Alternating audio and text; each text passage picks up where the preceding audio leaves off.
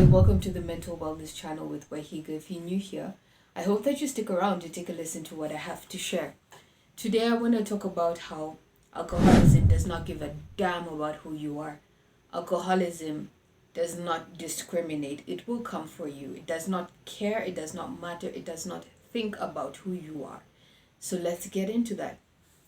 Before I do, kindly like, share, and subscribe to my channel. Join the Mental Wellness family.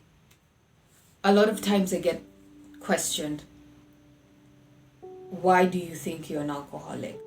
Or don't call yourself an alcoholic, because you're not an alcoholic. Well, I am an alcoholic because I have an allergic reaction to alcohol. Once I consume any amount of alcohol in any form, shape, if I ingest alcohol, it leads me to have an allergic reaction in the sense that I will have phenomenon of cravings. I crave alcohol, and that will lead me to want to drink more and more and more, and I can't stop that. I can't break that cycle based on self-will. It has to be done for me by a power greater than myself, and that power is God. Alcoholism is also a disease. It's a disease of the mind, it's a disease of the body, it's a disease of the spirit or the soul. Alcoholism is not a decision, and it's not a moral failing. It's not like when I was a kid and we had career day, I woke up, I used to get up there and say, yes, I want to become an alcoholic. That is my biggest dream in life. No alcoholic or addict says that. Nobody wants this. Best believe, nobody wants this. So when we find ourselves becoming or have become an alcoholic, the best and the fastest way to get help is by recognizing and acknowledging that we are beyond human aid, and that yes, I need a power greater than myself to solve this drinking problem for me, because I'm not like other drinkers. I can't stop when I want to. I drink against my will. Now to the topic. Alcoholism does not discriminate. I have seen rich people be alcoholics. I've seen the poorest of poor be alcoholics. I've seen very young people become alcoholics. I've seen older people become alcoholics. Woman or man, it doesn't matter. However you identify, it doesn't matter. Black, white, Asian, Indian, whichever community you're from. This disease exists, and it does not care if you're in a professional field or if you're a housewife, if you're a pastor of a church, or if you're a cleaner or janitor. This disease does not discriminate. I've had people tell me, oh, but you're a woman. There's no ways you can be an alcoholic. What? There are female alcoholics. Yes, we exist. The only difference between a male alcoholic and a female alcoholic probably is that women alcoholics unravel much quickly than a male alcoholic, because obviously biologically we're different in our bodies. The female body can't handle, process, consume, and this is just my opinion, or even keep alcohol to the levels that a man's body can. So our bodies deteriorate much, much faster than a man's body does. So if we try to drink or outdrink men, normally we turn out to be alcoholic very quickly, in a matter of years. Men can go on drinking for decades before their body catches up to them, in the alcoholic sense, where their body can no longer process alcohol. It literally becomes a poison to them. But for women, I've seen it go the other way around. We normally become alcoholics very quickly. Yeah, our bodies just can't process it. I've been told that I can't be an alcoholic because I'm too young. I started drinking when I was 10. Like, okay, not drinking like social drinking, obviously. I mean, I couldn't go up to about 10 and order a drink. But I started looking for drinks around the house and sneaking drinks around the house. And that normally used to consist of house wine. You know, the wine that you use for baking, the wine that you use for making pasta sauce and making mincemeat. That type of wine. The box wine. That's the wine that I used to drink. I also used to drink my mom's liquor that was in the TV room that I knew was only for adults. But there was something about that liquor that just pulled me to it. And I really liked the taste of sherry and port and Amarula and Baileys. Amarula and Baileys was really like a milkshake to me. I loved the taste, I loved the feeling of it. It made me very warm from the inside out. And so being attracted to alcohol, being obsessed with alcohol, being excited by alcohol from a very young age were the beginnings of my alcoholic journey and career. So it's not a matter of, oh, you're too young to be an alcoholic, because your experience of alcoholism has been old white men in their 70s who are alcoholics, or has been old African men or black men in their 80s that are alcoholics. You know, alcoholism doesn't have just one face. There's so many different faces to alcoholism. Young people can be alcoholics. Old people can be alcoholics. Middle-aged people can be alcoholics. Women can be alcoholics. Men can be alcoholics. Children, if exposed to alcoholism young enough, can be alcoholics. Alcoholism doesn't give a damn if you came from a rich background or a poor background. Normally when I share my stories on, let's say, the Lingugi platform, where I shared my story about alcoholism, you know, there would be some comments there like, oh, this is just the rich girl's story, you know, about addiction. Or even stories about when I go to rehab. When I tell those kinds of stories, people presume that, oh, you've come from money, that's why you're able to afford rehab and all of that. That's not why I'm an alcoholic. You know what I mean? Alcoholism or addiction is not a rich man's disease. Neither is it a poor man's disease. It's everybody's disease. You can be dead broke. You can be middle class. You can be upper class. You can be lower to middle upper class. You can be middle upper class, or whatever the different classes are. But alcoholism is no respecter of your income bracket. It's no respecter of it at all. So whenever I would read those comments and people would say, well, she's just a rich girl, that's why she was able to go to rehab and whatever they would say. But that's not the point. The point I was trying to make by sharing my story is that alcoholism is real. And if you identify with the way I drank, then maybe I can tell you what I did to get sober. And maybe what I do to get sober, what I did to get sober, and what I do to stay sober might work for you like it worked for me. Addiction, it doesn't care. We can even see this in the West. You have families who have billions. You have actors, you have actresses, you have celebrities who have so much fame and money, musicians who have fame and money, all who perish because of addiction. They have money, they have fame, but addiction, it's a hell of a disease. Alcoholism is a hell of a disease. So too are people suffering in the streets, people who are homeless, people with mental disorders, people who are unfortunate in this world, suffer from addiction problems, suffer from alcoholism.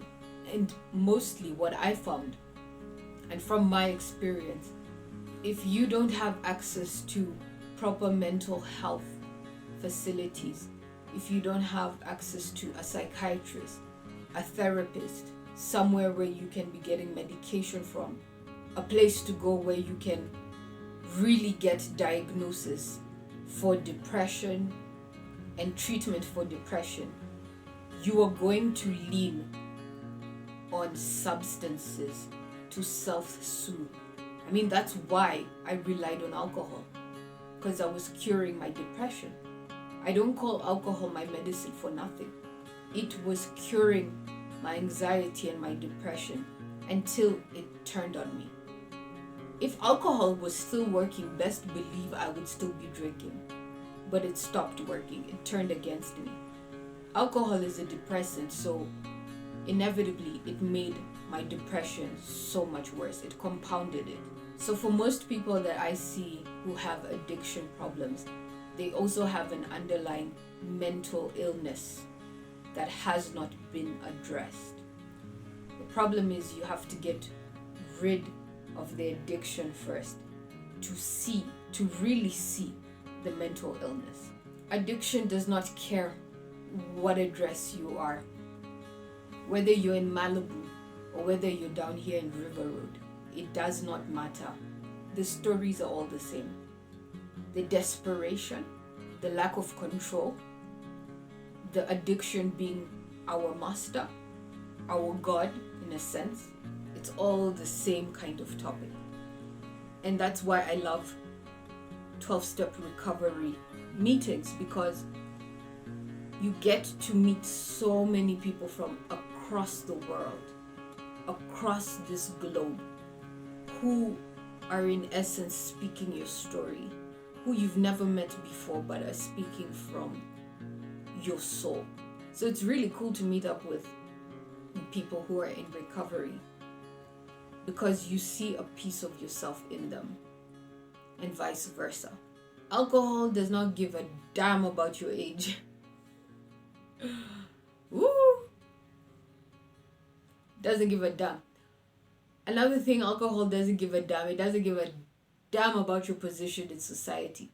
Whether you're the president, whether you're the janitor, whether you have a job or whether you don't have a job. My friend, alcohol does not give a damn. It will strip you of your titles. Ooh, it will strip you of your titles. Alcohol will humble you in front of your enemies.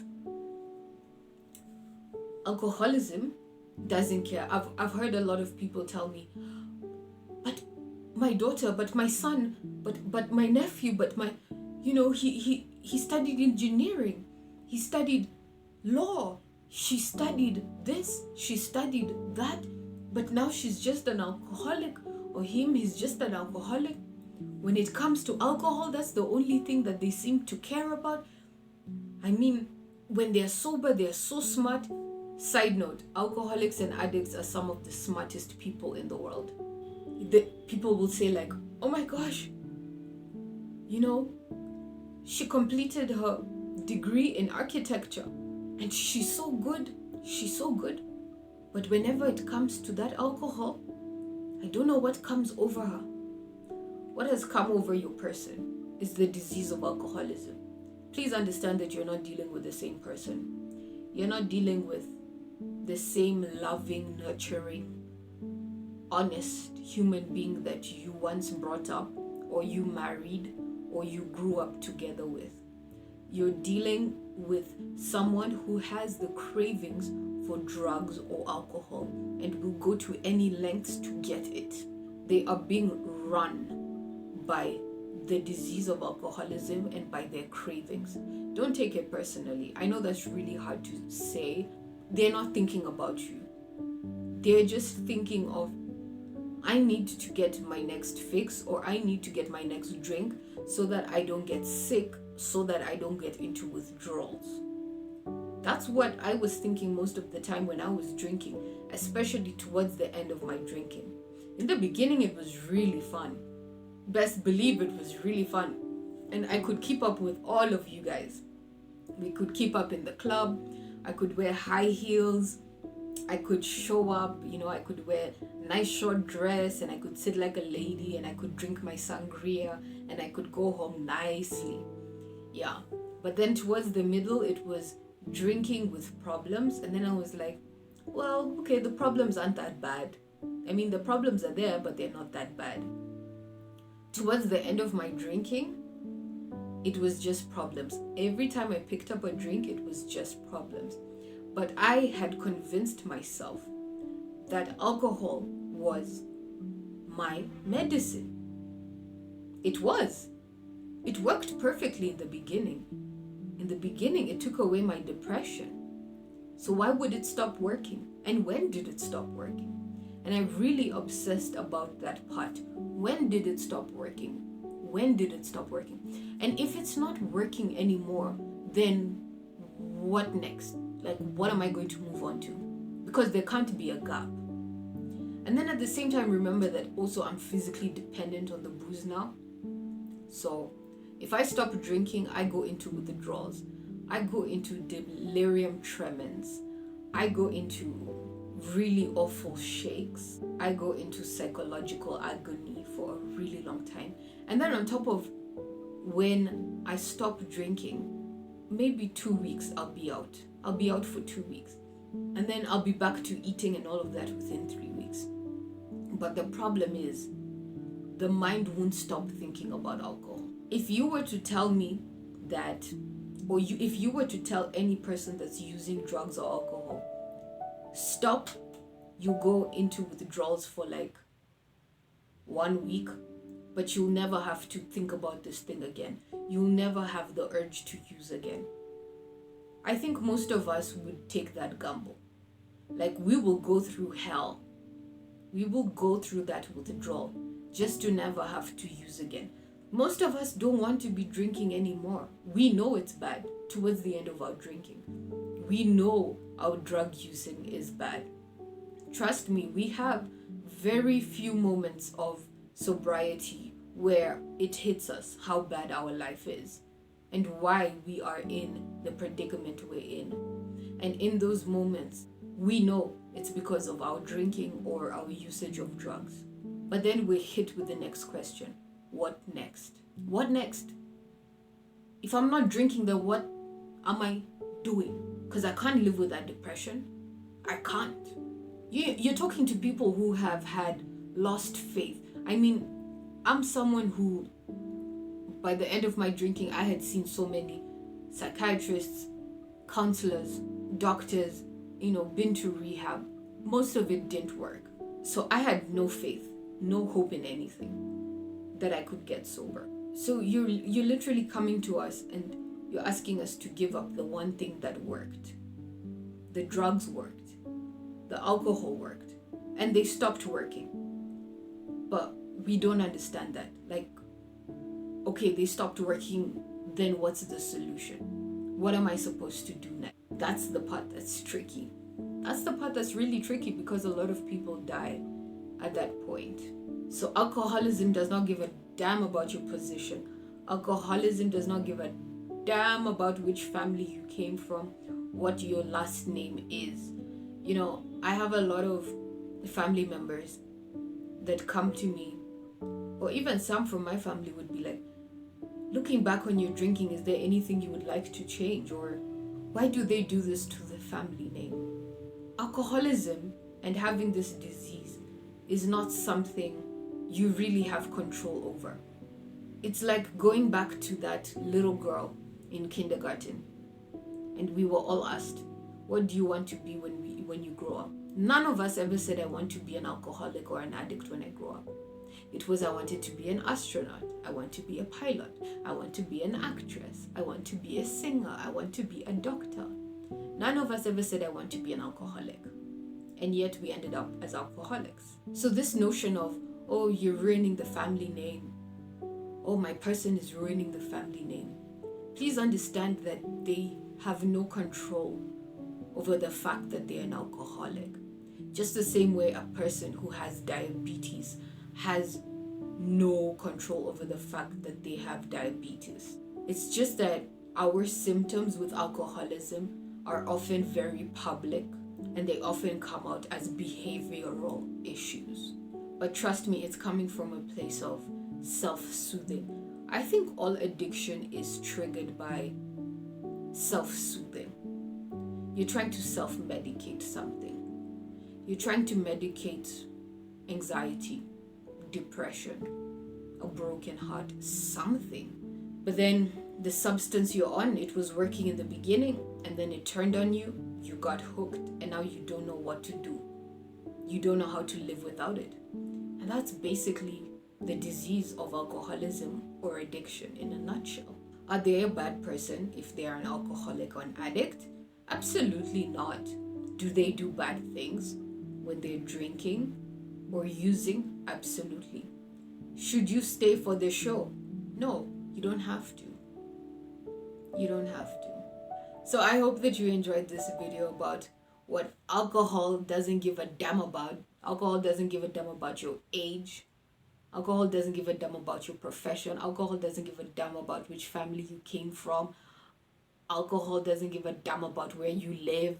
Oh yeah, alcohol doesn't give a damn about where you live. That's another good one. Alcohol doesn't give a damn. Alcohol doesn't give a damn about your race. Alcohol doesn't give a damn about your sexual orientation. Alcohol doesn't give a damn about who's in your bed. Alcohol doesn't give a damn about really much. It's coming for your soul. I hope this video helped you. If you would like more from my channel, kindly watch more videos. In the meantime, like, share, and subscribe. Until the next video. Bye, guys.